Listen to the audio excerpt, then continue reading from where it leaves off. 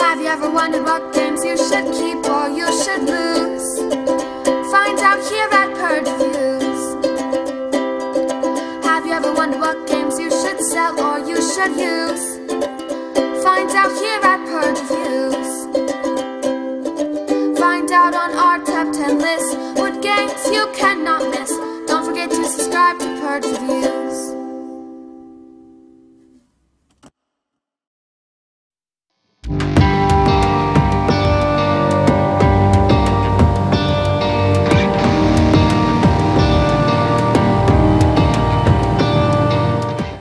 El Paso. This is a game that sat on my shelf for a very long time.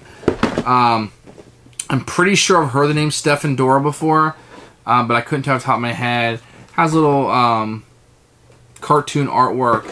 This is a game, I'll be honest, I sat down to play and I thought I would get rid of. I just kind of looked at it, I was like, eh.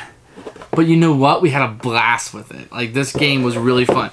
And it's one of the few games that we sat down and played and we're like, we're playing again right now. Now, that doesn't mean it's the best game I've ever played. I mean, Caverna is a much superior game to this, but it's so long you're not going to play it again. And that's just one example. But this isn't exactly a short game. This game isn't, you know, it was up to 45 minutes, but we just had such a blast. And I think that I kept pushing my luck, which my group I played it with really enjoyed me losing so badly. But we ended up having a lot of fun with this. And we just played some push your luck games. We just played Ink and Gold the other night with the same crowd, most of them.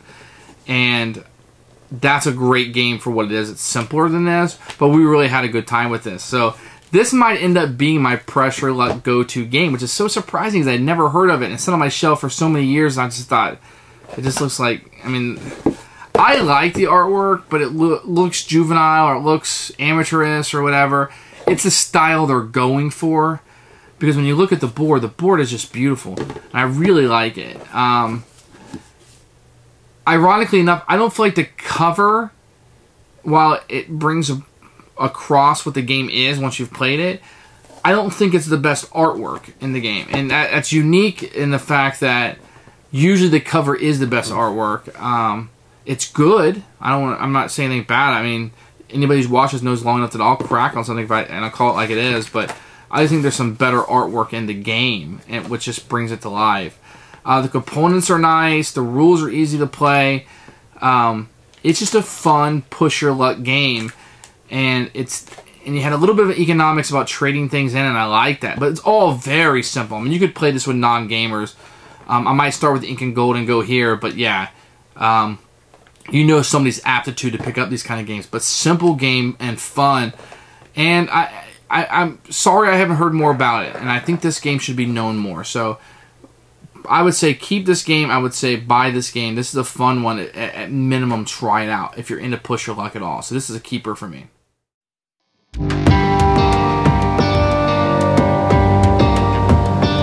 Here's the components for El Paso. Some really cute artwork on the front of it.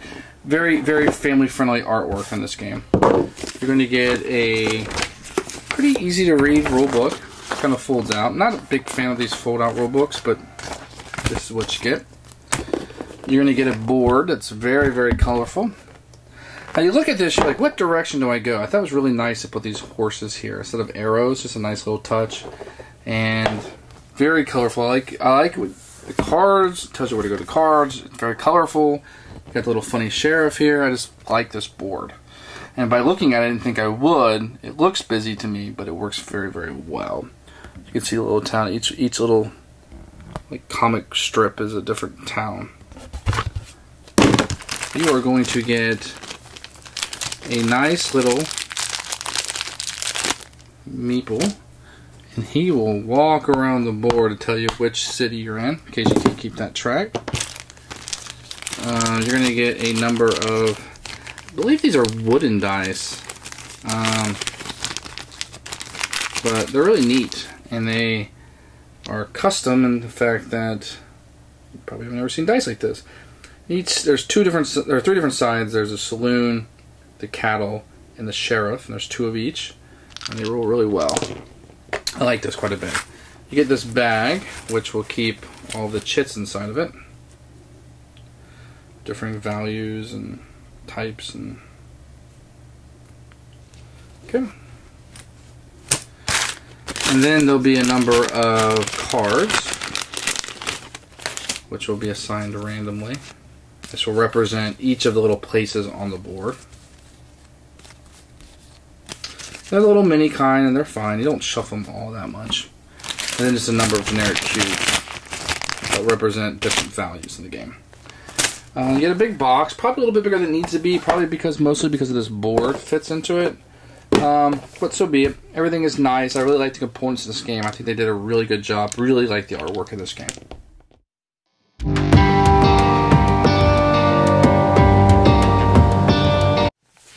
The rules of the game are simple. I think they were so simple, a little bit longer than they need to be due to pictures, that maybe I skipped a couple things. But once I started moving things around, it all made kind of sense. The thing I struggled with was the trading things in and keeping one. I didn't, in my mind, it wasn't computing of how that worked together. The rules could have been a little bit better. Maybe a rewrite would be in order. But I'm nitpicking. It's super easy, and you're probably going to read it and be like, what the heck is this guy talking about? This is super simple. Fair enough. I like the artwork on the book. There's a lot of pictures in here that makes it a little bit longer. It's the kind that folds out here, which I'm not a huge fan of. But great effort with the rules.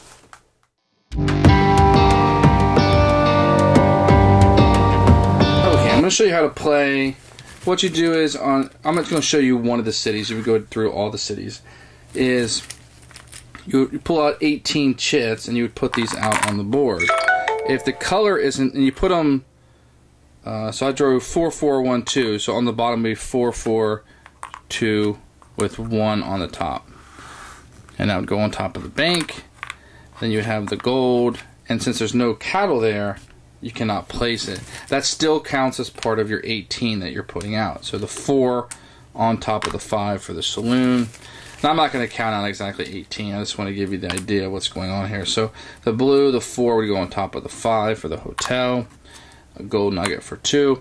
And let's say that was 18 just for the sake of argument here. There's no horses available because we didn't draw any. And there's different values for everything, as you can see. And you would put this guy right here just to signify that we're in Deadwood. Okay?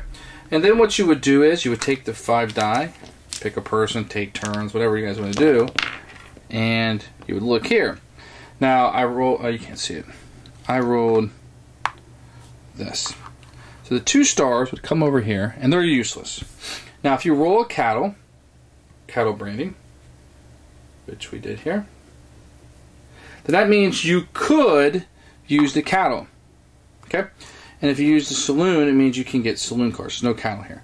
So what you would have done on your turn before you roll the dice is everybody would have played a card face down. Let me show you how the cards work. Now, this is a pressure luck game. So that means you can stay in the game afterwards and you keep rolling. But if there's ever 5 stars rolled, the round ends. You can also end if the tiles are all gone or everybody's out. But you would lose everything. So every round you stay in, you're kind of gambling with this. So what everybody would do is they would play a card face down. Say there's 3 players. Everybody plays the card face down and flips them over. So this means that the higher number goes first, so that player would get a blue tile. The 8 is higher than the 2, so he would get the top one, which actually means this guy would get more gold. Now, that's important because you would say, well, I'll just play a low number, but you may run out. If there was a 4th person, this guy would have got the coin, this guy would have got nothing because there's not any gold left. Now, the saloon, you can only grab, if you play a saloon card, you can only get a saloon if this is rolled on one of the dice. If all the dice didn't have this, then the saloon player would get nothing. The saloons are usually worth more.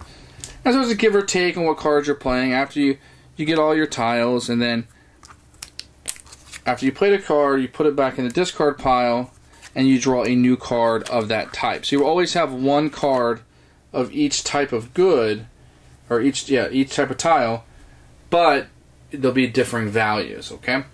And so what you do is you can either take your tiles and you can leave. Let me show you on the board here. So right now on this board, at the end of your turn, you can turn these in for 4. So if you had 4 for 1. So if you had a 2, this is really not worth anything. Okay? If you look here on the next round, 4 for 1, except for gold. Gold is 1 for 1. So when you're over here and you know this is coming up, gold may be the most valuable thing you want to go over. And this will change each round. Here's 3 for 1, but horses are 1 for 1 and saloons are 1 for 1. So where this is worth nothing this round because it's 4 for 1, if I was able to hold on to this, this is now worth 2 because it'll be 1 for 1. 2 will be 2 victory points. So timing that out and what to bid and what to get is very important. And when you can sell this. If you're the first person or the set of first people to get out, you can hold over 1 tile. You can keep 1 tile. Otherwise, you got to cash in everything you have except for 1 tile. If you're not the first person, then you must cash out everything. You may be pressing your luck to get the big money here, right? And try to get more things.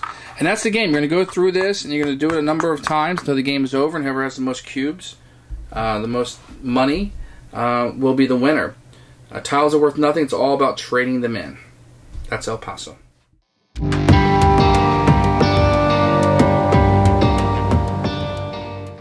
Who should buy this game? Anyone that's into push your luck. This is a fantastic push your luck game. I really like it. The way the cards come up and the way like you never know what number you're going to get. And when you spend a cattle card, you pick up another cattle card, you can see the discard, you can kind of see what's been spent, what could possibly be in there. The higher values are on bottom, and when you play the cards, the lower numbers go the higher numbers go first. So playing a lower number theoretically would get you a better card or a better tile with more numbers on it, or higher numbers, which is good. But there may not be any left for you depending on everybody else play. If you know there's 4 tiles left and there's 4 players, you know you're going to get one.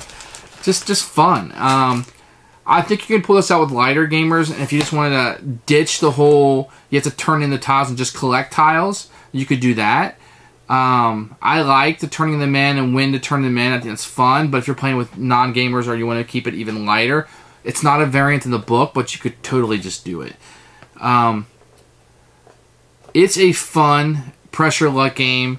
It has a little bit more to it than just pressure luck, but it's centered around that pressure luck mechanic. I'm not good at this game. I'm terrible because I always want to press my luck. I feel like that's the fun. I don't try to game these kind of games. I want it to be fun, and pressing my luck is fun. And it never works out for me. I like the rolling of the dice too, about how to get the stars, and you have like a 1/3 chance of getting a star on any dice. Sometimes you have 3 dice left, and they all come up with stars. And you're like, oh my gosh. And it's just super fun. So El Paso ended up being a big hit for us. Like I said, we played it twice in a row. I'm going to recommend it to you. I'm going to recommend this for most gamers. If that pressure luck mechanic feels like fun at all, try this game out. Buy this game. I don't even know if it's in print or where you can get it at. I've had it for a long time. It looks like I have a multi-language edition, but fantastic game. I had a lot of fun with this. You just got to have fun and not worry about gaming it. If you like Ink and Gold, please take a look at this game. El Paso. It's a keeper.